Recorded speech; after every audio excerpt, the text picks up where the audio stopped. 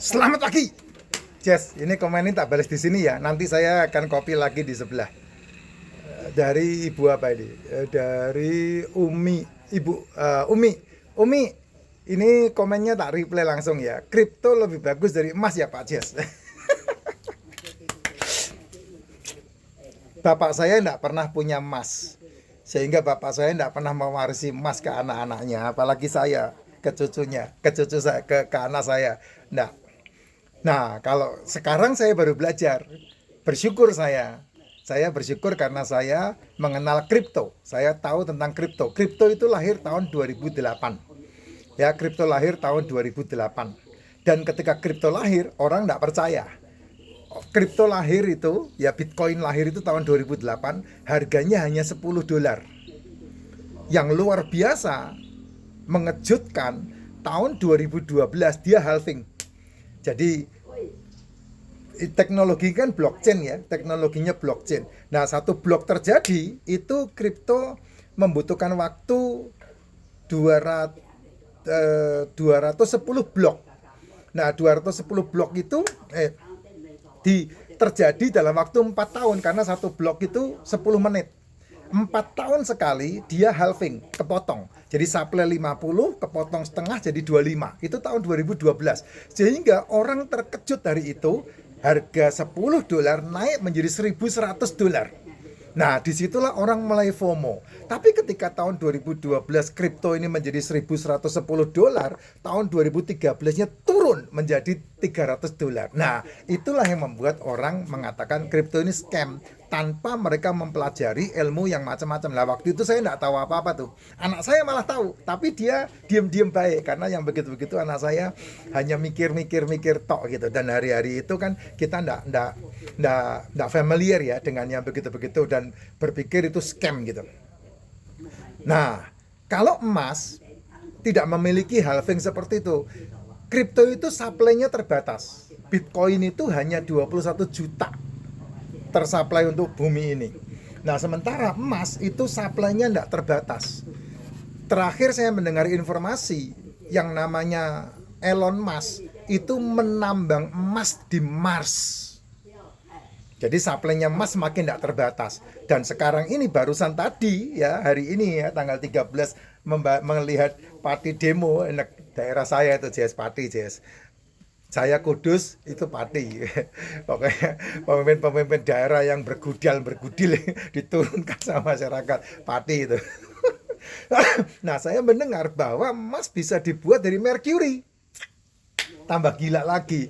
Nah, kalau lihat emas menjadi sebuah investasi, supply-nya tidak terbatas, kira-kira bagaimana? Nah, saya menemukan bahwa emas itu harganya naik bukan karena dia adalah bisa dipakai untuk investasi, tidak, tapi menjaga aset, menjaga inflasi. Makanya emas zaman bapak saya itu 1 kilo bisa jadi 4 mobil kijang. Bener enggak? Zamannya bapak saya. Emas 1 kilo emas. Hari ini 1 kilo emas bagaimana? Mungkin enggak jadi 10 mobil? Enggak bisa. Hari ini 1 kilo emas sama menjadi 4 mobil Avanza atau 4 mobil Innova. Berarti kenaikan harga emas itu adalah dipicu dengan menjaga supaya kalau kamu nyimpen emas itu menjaga inflasi. Sehingga kamu tidak terkena inflasi. Atau kamu bisa menjaga asetmu dengan kamu menyimpan rupiahmu menjadi emas. Karena kalau kamu menyimpan dengan rupiah habis untuk inflasi. Dulu zamannya saya kecil ada yang disebut sebagai abang tukang bakso, harganya cuma 200 perak. Hari ini bakso satu mangkok itu harganya 17.000. Kalau dulu kamu muter balik ada polisi cepek, sekarang nggak bisa kamu kasih cepek, 2.000 paling tidak. Nah, itulah bukti inflasi, nyata inflasi itu. Gitu. Jadi itu bukti yang kamu harus perhatikan. Nah, kalau di Bitcoin tidak, dia tidak untuk menjaga inflasi, tapi dia melebihi inflasi yang disebut sebagai aset. Tahun 2023 saya membeli USDT, itu stable coinnya ya, USDT itu saya membeli USDT itu dengan harga 14.000. Kamu tahu enggak hari ini USDT harganya berapa? 16.500. Dari situ aja saya udah punya keuntungan 2.500 tuh. Ya. Nah, kamu hitung tuh, kalau saya umpamanya nih punya punya punya 100.000 USDT dari situ untung berapa gitu, kira-kira seperti itulah ya perhitungannya. Kan saya nggak mungkin ngomong lah sama kamu ya. Nah, itu dia ya. Jadi kalau kamu mau melihat ini peluang, ya sekarang waktunya gitu loh. Sekarang waktunya. Yang menjadi masalah kan kamu seringkali kalau melihat ini adalah sebuah eh, buat dirimu kan hanya sebuah FOMO, kamu ikut-ikutan sehingga kamu tidak menjaga uangmu sendiri, akhirnya kamu tertipu dengan sana. Contoh, ada grup Telegram kamu ikut ya, ada grup WA kamu ikut, disuruh transfer kamu ikut transfer tanpa pernah mempelajarinya gitu. Kamu kalau ngikut sama saya terus saya bilang auto trade, ya kamu kan bisa pelajari dulu komunitas saya seperti apa, yang ngomong siapa, kamu kenal saya punya konten banyak tentang kesehatan, saya punya konten banyak tentang bisnis, saya punya konten banyak tentang kripto. Nah, kamu bisa melihat apa kredibilitas orang yang menawarkan itu. Nah, ketika kamu mau ikut saya menggunakan auto trade, saya minta kamu traktir saya 100.000. Nah, 100.000 itu buat apa? Buat mahar, bahwa kamu terhubung dengan saya seumur hidupmu bisa jadi, karena nanti auto trade itu bisa diwariskan untuk anakmu. Ya, tanya itu Pak Eko di Mojokerto, enggak pernah kenal sama saya, begitu dia gabung kenal enggak sama saya? Kenal. Pak Purwoko di Mojokerto juga, Pak Agus di Malang, Pak John Supit di Manado, Pak Koko di Gorontalo, Pak Pendeta Bedalihia di Nias, Pak Mendrova di Nias, Pak Iwa di Medan. Semuanya itu pengguna, pemakai. Dia membeli auto trade-nya dari saya, license-nya dari saya. Gitu. Nah, sekarang udah masuk komunitas, udah nikmatin hasilnya gitu. Ya, kalau kamu bisa melihat peluangnya besar dan kemudian kamu melihat ini layak untuk diperjuangkan, ya ayo gas. Gitu. Berapa harga auto trade-nya? Harga auto trade-nya 25 juta. Harga auto trade-nya. Saya tahun 2023 melihat ini peluang, makanya saya hitung-hitung. Nah, kebetulan hari itu kan saya kan meniadakan sarapan dan meniadakan makan malam.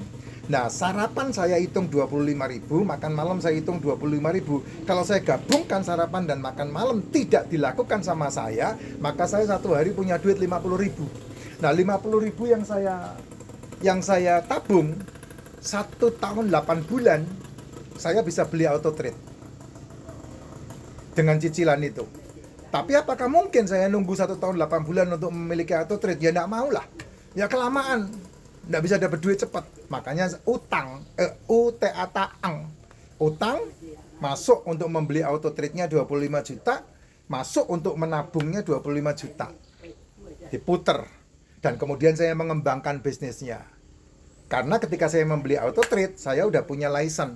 10 license yang saya jual, saya dapat 30 juta. 10 license yang saya jual, saya dapat 30 juta. Lunas enggak utang saya untuk membeli license? Lunas, Pak. 25 jutanya lunas. Cepet banget untuk 10 license itu. Apalagi teman-teman saya tawarin cepet. Dia tahu langsung beli. Satu license terjual, saya dapat 3 juta. Itu dia. Nah, selesai tahun 2023, selesai utang saya. Tinggal aset yang berputar. Dan aset itulah yang saya sebut itu betul-betul aset. Kamu punya aset yang bertumbuh, namanya dikompon. Nah, itu yang membuat Warren Buffett hari ini menjadi orang terkaya nomor 6 di dunia. Warren Buffett itu hanya untung dari investasinya 20% per tahun. Sedangkan kamu punya investasi yang ajaib ini namanya kripto itu, ya. Kripto itu ada jutaan koin. Nah, kita main hanya 5-10 koin yang terbaik saja. Nah, itu bisa menghasilkan 1 tahun itu menghasilkan 30-70% perputaran compoundingnya, 30-70%. Oh ya keren, hantam aja rata-rata 50%. Kalau kamu punya duit 20 juta, 1 tahun jadi 1 miliar. Gitu. Dengan 10 tahun dikompon ya, nggak diambil. Nah, itu cara kerjanya. Nah, daripada kamu masukin asuransi setahun nggak jadi apa-apa, ya kamu masukin asuransi untuk anakmu sekolah, kuliah, begitu kuliah nggak bisa diambil, mah repot. Ya, tapi kalau kripto kan main, apalagi menggunakannya rekening yang terbaik di dunia, rekening Binance, ya rekening Binance atau OKX atau toko kripto di Indonesia. Nah itu. Nah, kamu bisa cari kredibilitas dari rekeningnya. Nah, monggo digas. Gitu.